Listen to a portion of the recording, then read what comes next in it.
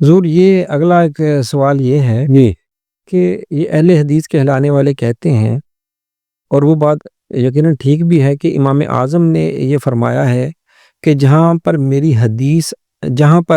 حدیث صحیح آ جائے تو وہی میرا مذہب ہے، جہاں حدیث صحیح آ جائے تو وہی میرا مذہب ہے۔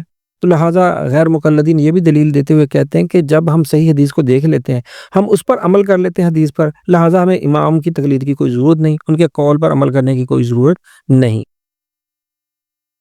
ان کا مولوی وحید الزمان یہ لکھ رہا ہے کہ امام اعظم ابو حنیفہ رحمۃ اللہ علیہ وہ تابعین میں سے ہیں۔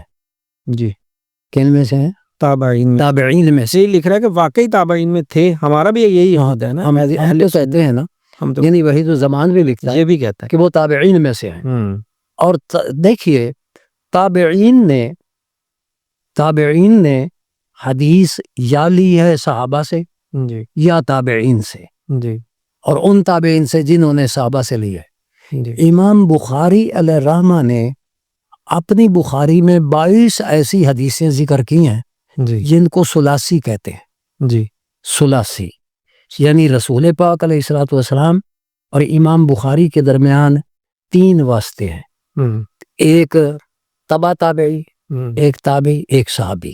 جی تو امام بخاری کو جن اپنی حدیثوں پر فخر ہے نا، جی ان میں تبع تابعی بھی شامل ہے، وہ تابعی سے اور تابعی صحابی سے لے رہا ہے۔ امام صاحب علیہ الرحمہ انہوں نے کوئی حدیث تبع تابعین سے تو لی نہیں ہے، جی کیونکہ تبع تابعین تو بعد والے ہیں، وہ تو تابعین میں سے ہیں، خود تابعین میں سے ہیں۔ انہوں نے یہ حدیث تابعی سے لی ہوگی، جی اور تابعین نے صحابی سے لی ہوگی، صحابی نے رسول اللہ علیہ السلام سے۔ بالکل، یعنی ان کے درمیان اور رسول اللہ علیہ السلام کے درمیان یا واسطہ ایک ہوگا یا واسطے 2 ہوں گے، یہ صحابہ واسطہ ہوں گے یا پھر تابعی واسطہ ہوگا یہ۔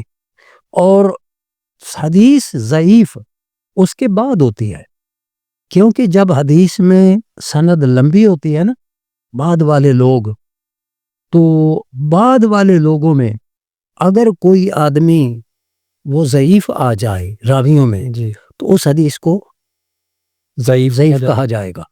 اس ضعیف راوی سے پہلے وہ حدیث ضعیف نہیں تھی، جی اس ضعیف راوی آنے کی وجہ سے جی وہ حدیث ضعیف کہلائی۔ اس سے پہلے تو امام ابو حنیفہ علیہ الرحمہ نے حدیثیں اس وقت لی ہیں جب ان میں ضعف نہیں تھا۔ یہاں تک یہ تو امام اعظم کے بارے میں کہہ دیتے ہیں، میں نے مطلب کسی جگہ پڑھا تو چند حدیثیں آتی تھی وہ بھی ضعیف، یعنی یہاں تک بھی تان کرتے ہیں امام اعظم پر، جو حدیثیں چند ایک آتی تھی ان کو آتی نہیں تھی اور وہ بھی ضعیف تھیں۔ یہ ان کا کہنا یہ عظیم جہالت ہے۔ جس شخص نے اتنے مسائل فقہ کے جی ذکر فرمائے ہیں، کیا اس کو حدیثیں نہیں آتی تھی؟ اللہ، اور پھر اتنا قریب سے ہونا حضور کے اتنے قریب، پھر سب لوگوں نے ان کو، اب امام مالک بھی ہیں، امام شافعی بھی ہیں، امام احمد بھی ہیں، ان میں سے کسی کو امام اعظم نہیں کہا، جی بلکہ امام اعظم ابو حنیفہ کو امام اعظم